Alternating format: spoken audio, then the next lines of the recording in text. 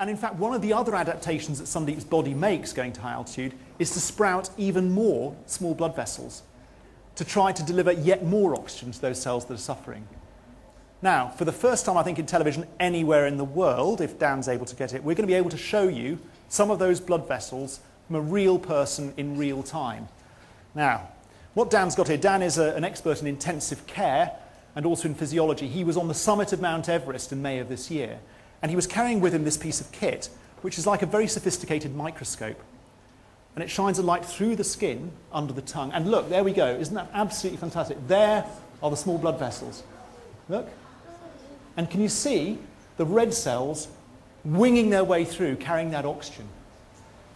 Absolutely fantastic. Now, if we can manage it, what we ought to be able to do is put up some footage that Dan took from 6,400 meters on Mount Everest earlier in the year to show you the difference. There it is. Now look, can you see how completely congested those blood vessels are? They're black with blood cells, thick, sludgy, trying to push their way through like an enormous traffic jam because of the enormous amount of red blood cells that somebody had created up on that mountain.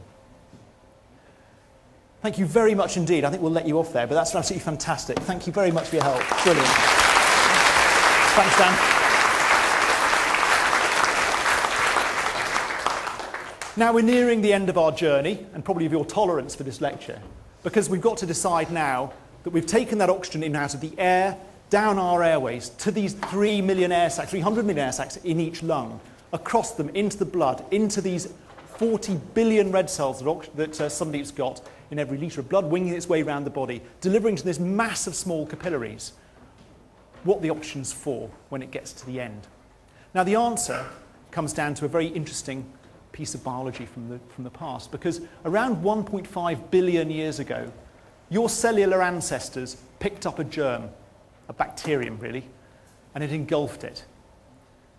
And that bacterium was a very strange creature because it could burn oxygen to make fuel, which your ancestors from the cells couldn't do. And you're carrying that germ with you now in every single one of your cells. They're called mitochondria.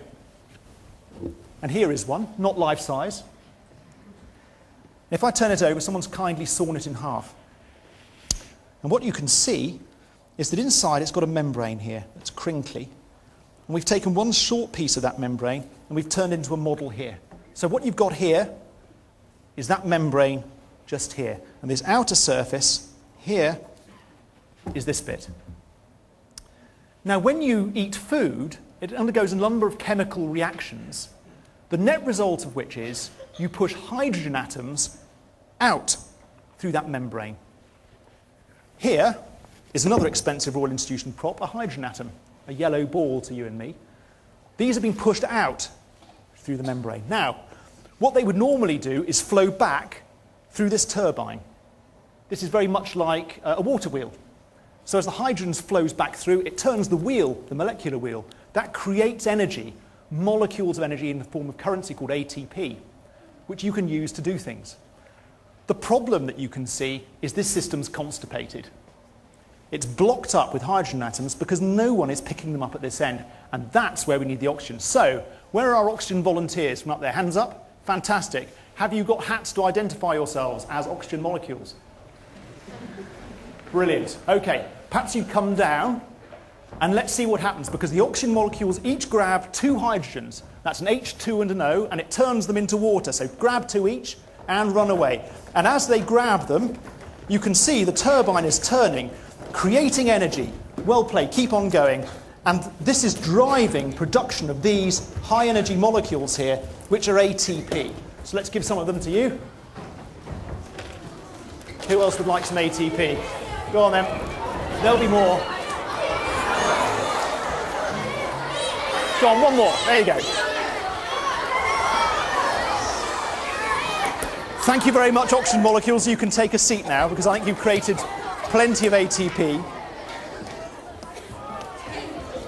Don't worry, I'll give you some more at the end, because that ATP is the really important stuff. If we look back up here, we ought to have a piece of videotape. There we go. This is you at the beginning. That was you doing that mechanical work of lifting yourself up. Your heart doing mechanical work, driving blood around your body. Your cells doing chemical work, your brain's doing electrical work, all of which took energy. All of that energy could only be made for you by the oxygen picking up these hydrogens, and that's what the oxygen's for.